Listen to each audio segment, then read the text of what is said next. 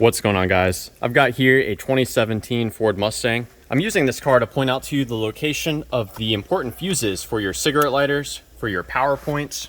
I'm also going to show you an important relay that controls the behavior of these outlets. So there's the other one right in there. So we're going to begin by heading under the hood.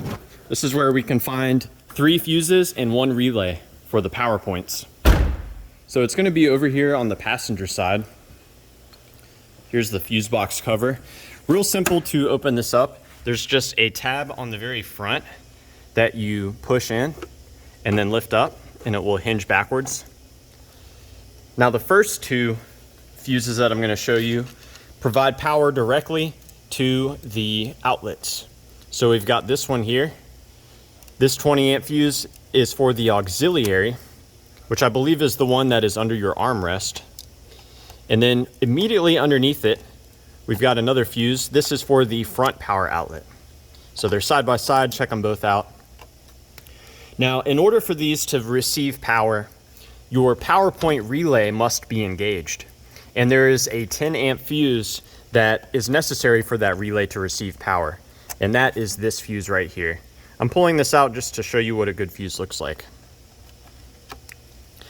So this power should constantly go to the relay, and the body control module provides a ground to this when it wants the outlets to be receiving power.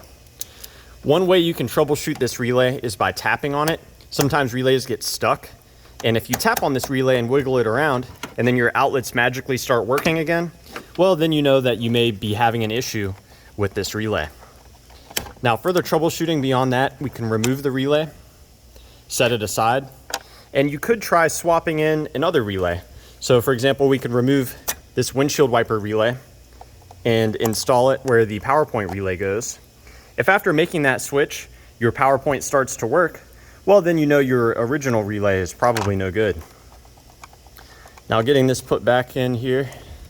One other thing you can do, and this is really experts only territory, if you want your outlets to always receive power, you're going to have to devise some way of connecting these 2 pins together. I would suggest doing that with some heavy duty gauge wire or something similar.